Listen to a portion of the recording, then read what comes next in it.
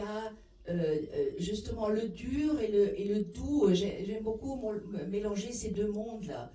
Comme j'ai dit avant, masculin, féminin, c'est pas que ça, mais c'est l'industriel, c'est l'illustre, l'industrie et l'historique, le verre et la structure industrielle un peu plus dure, et là, la structure très mécanique, très industrielle en bas. On peut les contempler comme objet, mais on peut aussi s'asseoir dessus et contempler autre chose. Et puis elle mobilise quand même le spectateur, hein, parce qu'on a envie de les regarder. On se dit, mais qu'est-ce que c'est que cette créature en pleine transformation? On a l'impression d'être entre deux mondes. Et en même temps, il y a une prise de conscience qui nous dit, bon, ben, il y a une certaine dynamique ici. Tu parles toujours... c'est un peu étrange. Et puis c'est ce besoin de libérer finalement les contraintes. Oui. Mais c'est aussi, on se déplace, il n'est pas fixe, le tabouret n'est pas fixe, il est libre, il peut, voilà, il se promène, si on le bouge, on le bouge, et si on est dessus, on peut quand même aussi bouger, on est en mouvement, on peut se mettre en mouvement en fait. Oui, ouais, c'est formidable. Ouais. Alors on attend de voir ce qui vient après. Chacune porte une trace, une empreinte très voulue, très désarticulée. Comme tu le dis dans le film, on est dans l'exploration de la condition humaine, de toutes les complexités, de toutes les contradictions. Au départ, tu as découvert comment faire ça, je ne vais pas tout dire, mais par un jeu d'enfant que tu avais observé, qui t'a été offert par la suite. Et c'est absolument... tu as développé une technique personnelle que tu expliquais très bien tout à l'heure. Parle-nous un peu de tout ça, moi je trouve ça fascinant. Oui.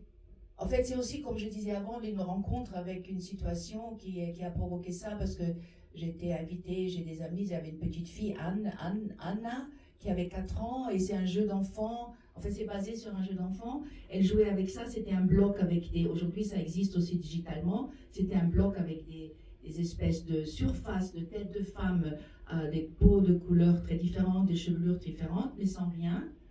Et on des sticker beds, et c'était supposé à créer un stéréotype, une espèce de femme parfaite à la Barbie.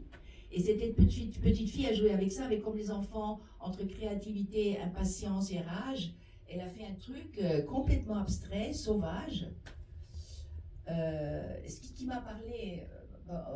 je pourrais parler de moi parce que tu parlais de la position politique, etc.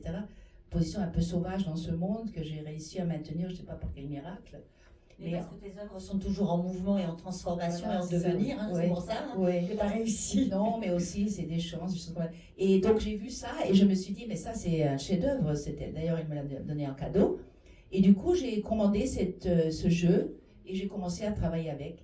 Et j'ai appris, en fait, c'est aussi des séances d'apprendre des choses, en fait, parce que il fallait apprendre à ne pas s'appliquer. Donc, les meilleures choses viennent comme j'ai dit, intuitivement et non appliquées, en distraction. Les accidents dans le processus de travail sont hyper importants. Les accidents amènent toujours beaucoup, parce qu'ils sont aussi des situations exceptionnelles. Voilà. Et c'est comme ça que cette série a commencé, que je la continue. Tu disais que tu avais développé une technique d'un papier de soie très particulière avec des impressions. Est-ce que tu peux nous en parler?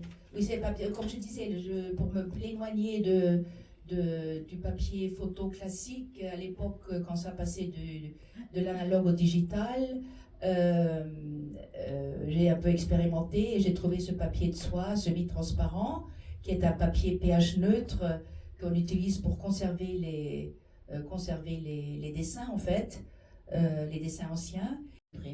Alors on voyait par exemple, peut-être ça va revenir à l'écran, c'est des autoportraits, toujours cette fluidité, cette complexité de l'expérience corporelle finalement. Donc on va les voir défiler à l'écran. Peut-être tu peux nous en dire quelque chose. J'ai régulièrement fait des autoportraits, toujours comme les miniatures, ces autoportraits, les collages, les faces, on pourrait les voir comme autoportraits. En fait, il y a des espèces de complexité personnelle dans mes objets et dans les faces qu'on pourrait toujours voir comme des états d'esprit, des complexités qui nous traversent ou qui sont en permanence en nous, comme on veut.